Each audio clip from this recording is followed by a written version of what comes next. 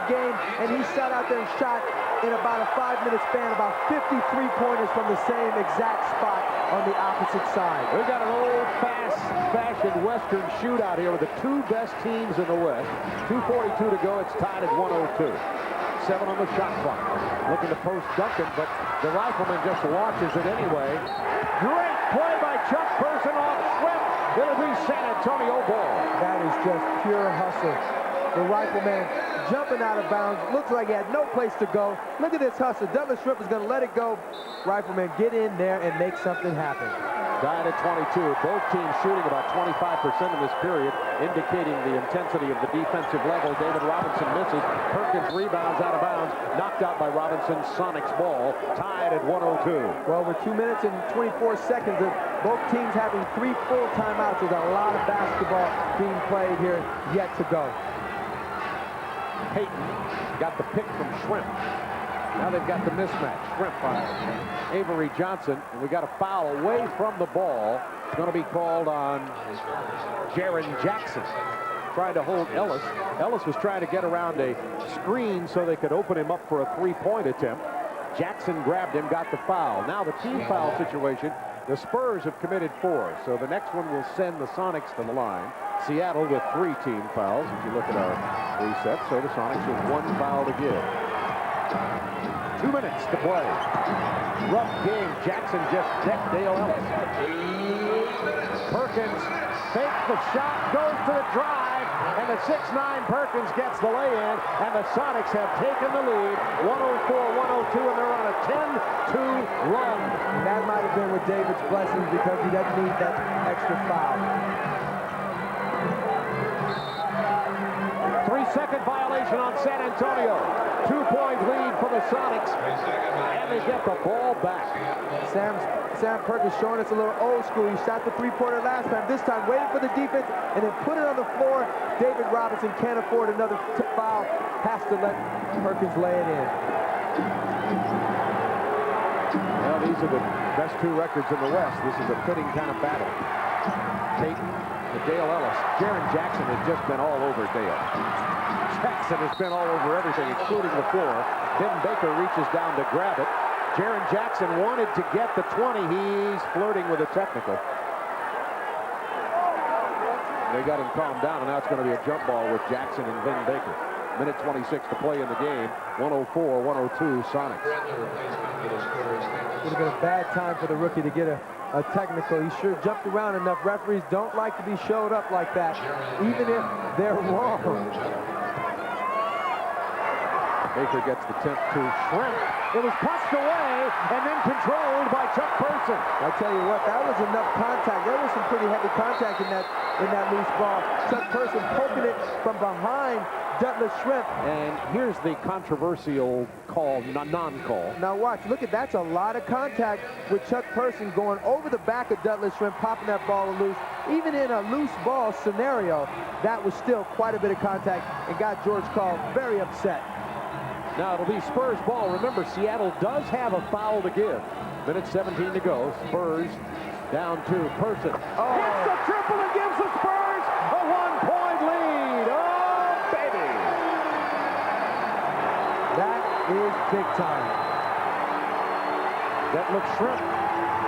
Sam Perkins, does he have another one? Not this time. Very physical basketball. Bodies flying. Loose ball foul is going to be called on Seattle's Detlef Schrempf. Chuck Person all over Detlef. The reason they have this ball right now is because his defense, and then right here showing why they call him the rifleman from long distance. Remember, Sonics have a foul to give. Under a minute to go. No fouls to give.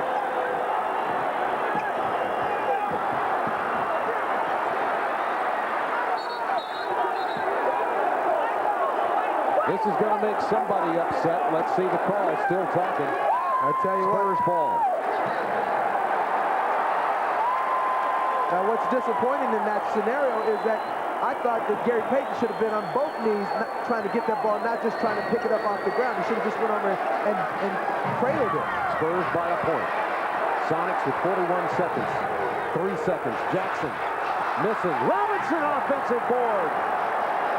Now there is an 11-second differential. You see it on the left and right of your screen in the shot and game clock. Spurs hoping to hold on to their 15-game home win streak.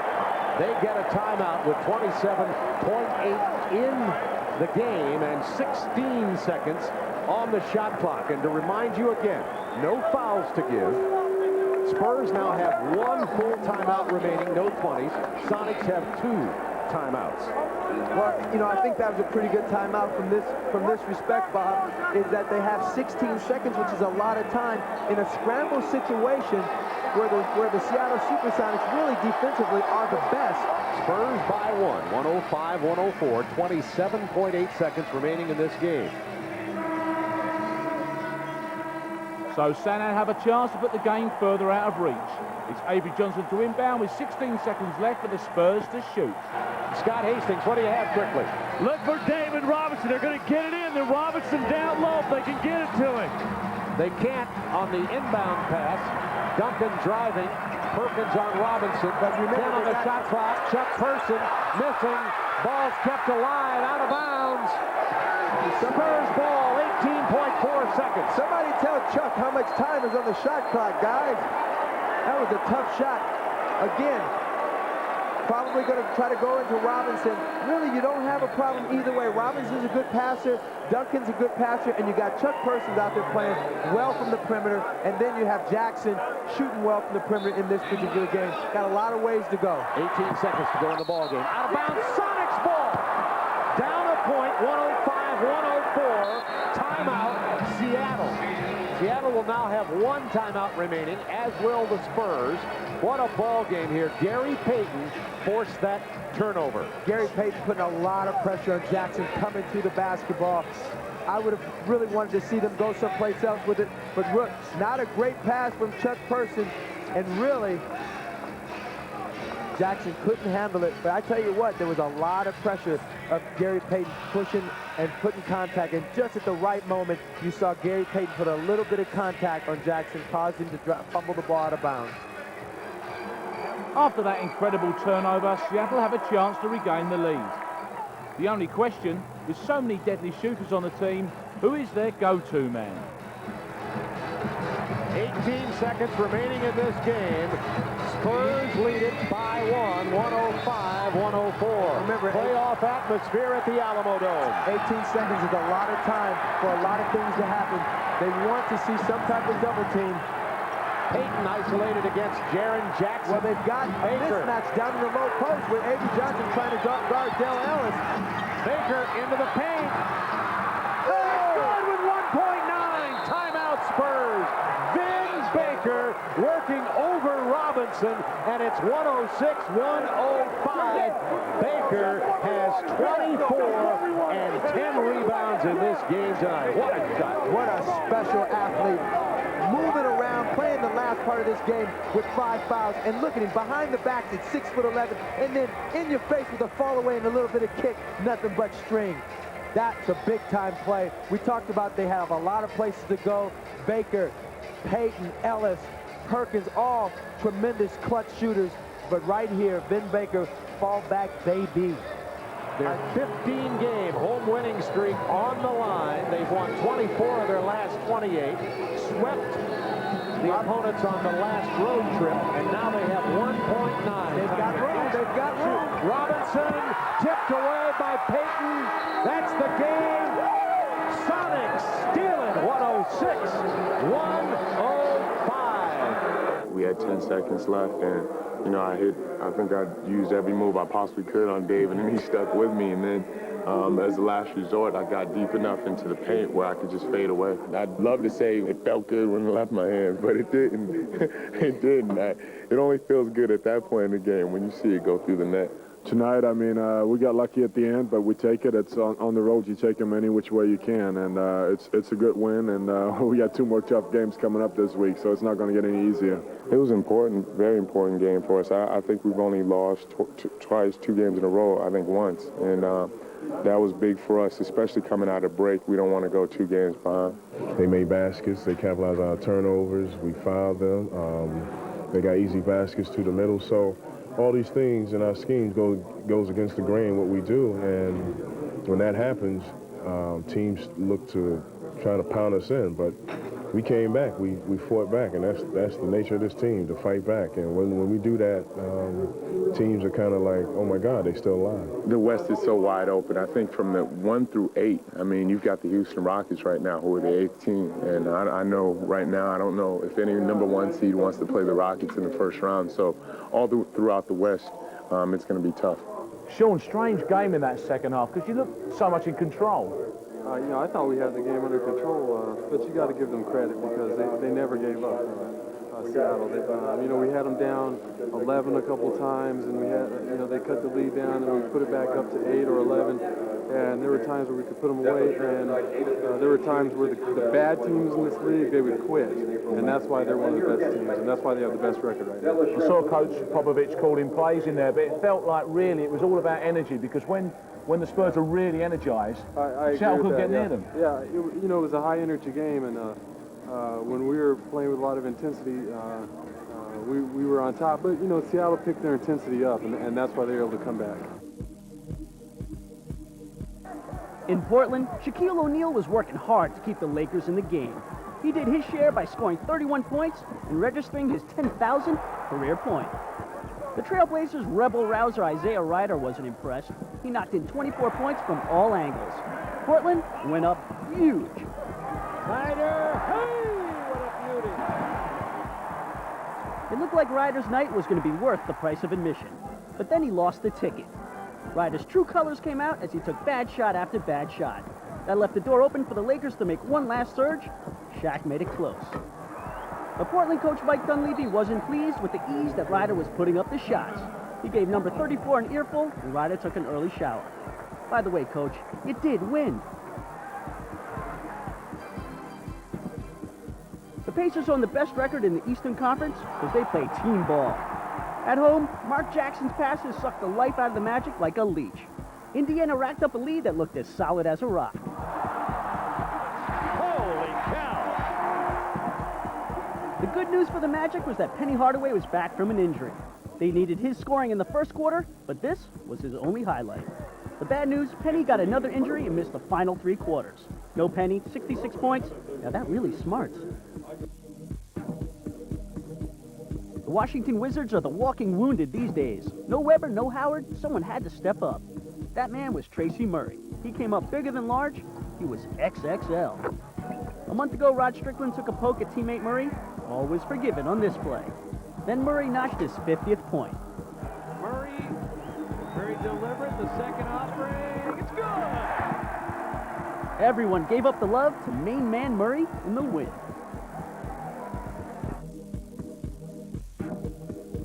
Big news out of L.A., Shaq didn't start the game against the Warriors. He had a bum gut from a burrito. With Shaq out of the way, Joe Smith came out to play. He was on his way to 25 points. But Shaq wasn't going to let anyone steal the show. He came in during the second quarter and muscled in 33 points with an all-shooting, all-rebounding, nasty dunking display. That was a mighty strong slam dunk. L.A. must be glad to be back home. Out west, the Lakers are right on the Sonics' heels for the top spot. Utah's won 3 in a row, and watch for Houston. They're healthy now and should make a jump in the standings. From Minnesota, at 21 years old, Kevin Garnett has the biggest contract in the NBA. He stands tall alongside the explosive Stephon Marbury. Together, they represent the new school. But the old century is not dead yet, and neither are the old masters, the Houston Rockets. Charles Barkley, Clyde Drexler, and Hakeem Olajuwon are back in the hunt for a final NBA championship. It's youth against experience, attitude against application. The new school against the old guard. The Rockets against the Timberwolves.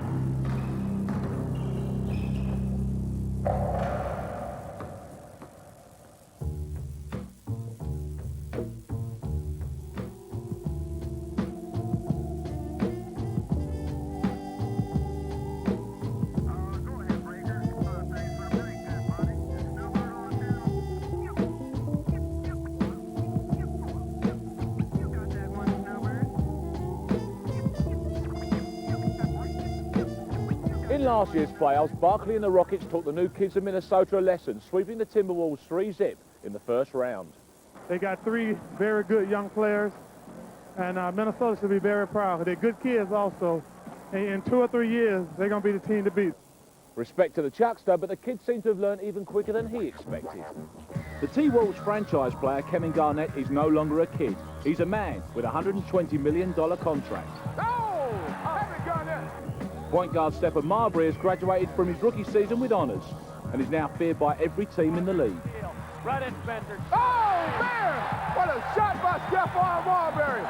Together with Tom Gugliotta, these two have carried Minnesota to their best season start in history. They have wins over last year's champions, the Chicago Bulls, Longley up and... Oh, what a nice move! Oh, big stand! and over this season's Western Conference leaders, Seattle. Garnett with a two-hand jam. Wolves are baying right now. But there is a worry for T-Wolves fans. Just last week, they lost leading scorer Gugliotta to an ankle injury.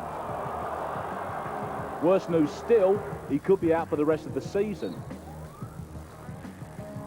Injuries have also plagued the aging Houston Rockets, but in the first part of this season. Barkley and Drexler came back a month ago, but only the recent return of Hakeem the Dream has stopped the nightmare in Houston. Last week, they beat Seattle by 14 points. Rockets are just absolutely shooting lights out. Really playing some tough D now. Steal by Drexler. Drexler's got Maloney. Maloney all the way!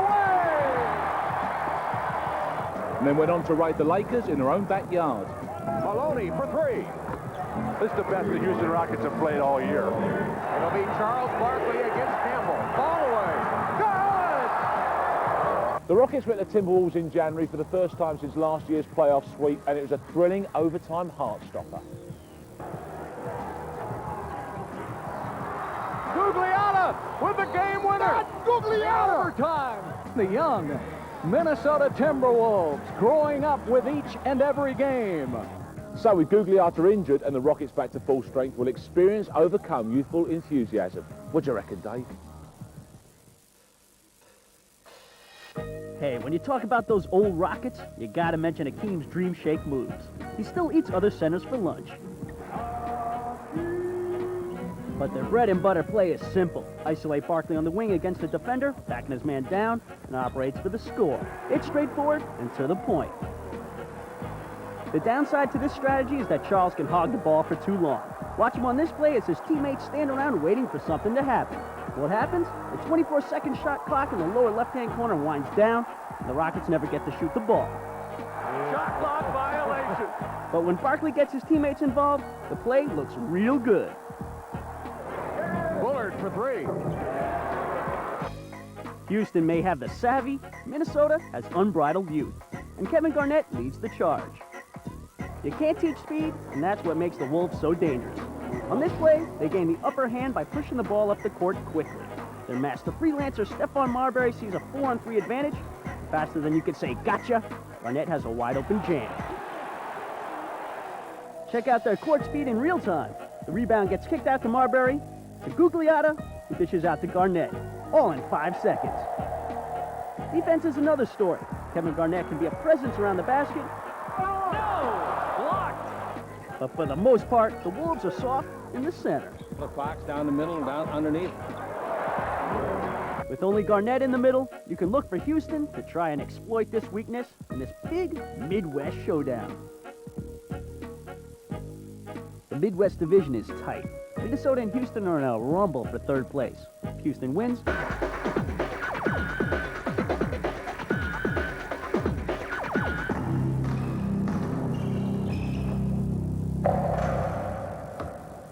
What's up? I'm Kobe Bryant from Los Angeles Lakers, and you're watching 24/7.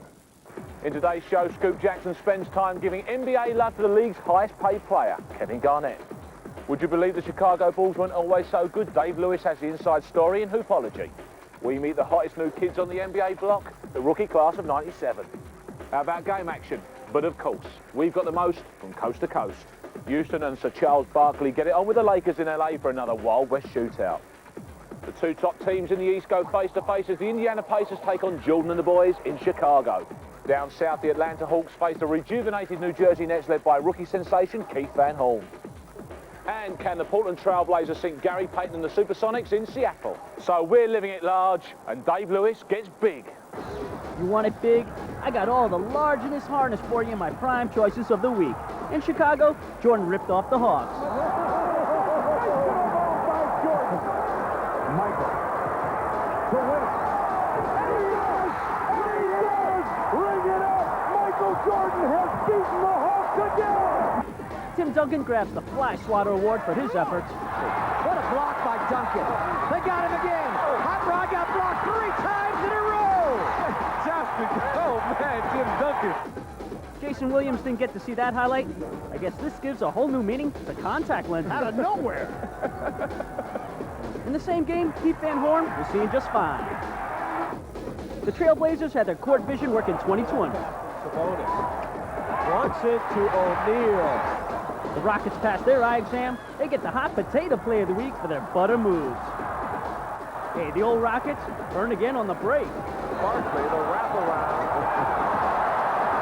Oh, my. They're having fun in Houston right now. Lesson, don't bark if you can't bite.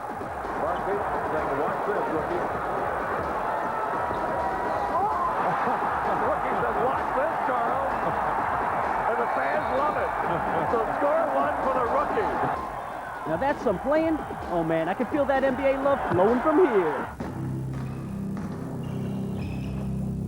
Imagine someone 7'1" with handles like a shopping bag, bringing the ball up the court, running the break. Imagine this player pulling up for 3, dropping a no-look pass on you, putting the ball around his back, nailing you to the rack. Dunk on you so hard that you never want to shoot hoops again. Play against Kevin Garnett, you play against a freak of nature, a future god. Imagine, if you will, a child coming out of high school. Imagine after just 1 year in the league, the kid makes the NBA All-Star team. After 2 years, being the highest paid player in NBA history. There it is, Garnett. Imagine if you were 21 years old, you had $125 million. Imagine if it's possible, someone with the ability to play ball, with his back to the basket, confuse anyone who tries to check him, with moves nobody's ever seen before. Imagine if that same person's athletic ability was beyond any the league has ever witnessed. But more important, imagine if his love, passion, and enthusiasm for the game of basketball was matched by no one. Just imagine being Kevin Garnett.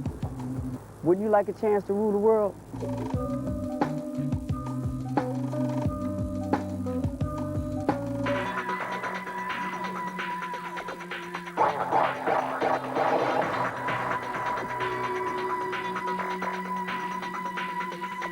On Sunday, Houston's chuckling Chuckster shared a yuck with laid-back Jack in L.A.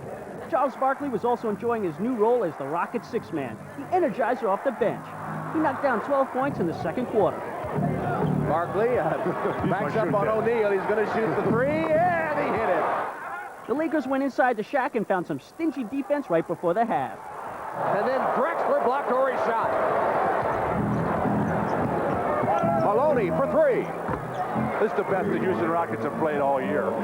The Lakers got the point. Take the ball to the rim like Shaq did, or you could do it like Kobe the Kid did and slam the lid. He gave them the lead in the third quarter. No bull, when Matt Bullard came into the game for the Rockets, he ripped the cords for 8 straight points off the bench. His jumper was sweet like honey, as Houston was money going into the fourth quarter. They led by 5. Numbers for the Rockets, 3-on-2. Maloney back to Bullard. He's been hot. Got another one. 3-pointer, Matt Bullard. Kobe kept the Lakers in the game with some Jordan-esque moves. Here's Van Exel to Bryant. Don't forget about Charles. He went to his favorite back-down move and came up with his big bad bark bite. The Lakers fought back. Jones. Blocked by Hakeem. Follow shot, Shaq. This Shaq chunky dunk tied the game at 88. That set the stage for Sir Charles. It'll be Charles Barkley against Campbell. All the way. Good! But with 3.6 seconds left, the Lakers' Nick Van Exel wasn't about to give up.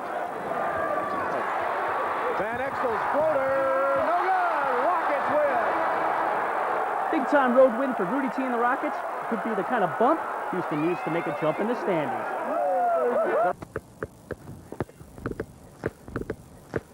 The All-Star Weekend was the time of the season when all the big stars shared the same stage, but it's also the opportunity to showcase the talents of the next generation of the game, the cream of the rookies. You may not know the names just yet, but just keep watching.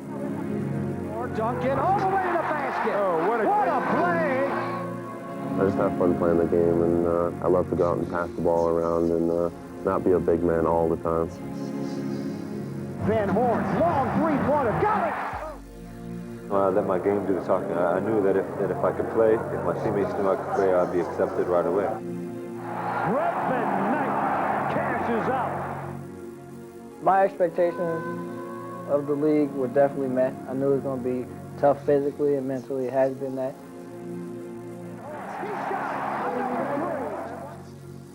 I just wanted to come in and play against the best. But there's Michael Stewart to clean it up. You know, everybody talks about the rookie wall. I wouldn't say I hit that, but I've been pretty close a couple times. You've got Tim Duncan coming in as like first choice rookie, first in the draft, making a big impression in the team already. Again, are you surprised that he can come in and be that forceful? No, I think everyone agreed that Tim Duncan was the best player in the country, as shown by his #1 pick. I think a lot of people were surprised that Van Horn has played as well. I think they would be the two guys that would battle it out for Rookie of the Year, and I'm afraid to call it who will win it. I mean, my favorite, no doubt about it, it's got to be Brevin Knight. Why? Because he's the point guard. He's the one that passes me the ball all the time. Who have you come up against this season that has surprised you? You know, perhaps a guy you've seen on the TV for a few years, and then you've played him, and it's been a different ball game entirely. No surprises. No. I mean, what you see is what you get. I mean, those guys work hard. The only thing that surprised me is the intricacies of the game. The only thing I was in awe of is the players. Yeah. And, you know, watching them all your life and, you know, to actually be out there, you know, playing against them. The two guys who are probably most difficult for me to guard will have to be Vin Baker and Karl Malone. They're warriors. I think the one thing that I came to appreciate this year was Michael Jordan. You know, and what a competitor he was.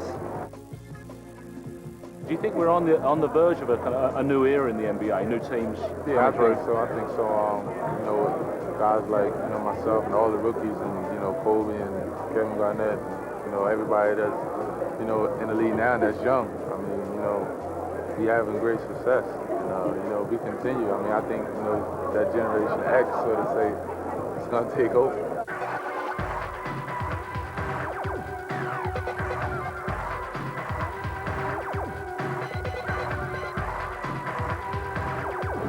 Birthday, my man. On Tuesday, Mike turned 35, and Larry Bird's Pacers wanted to spoil the party. The Bulls started the game by hitting their first 7 shots. They treated their party guests like a bunch of pests, squashing them in the first quarter.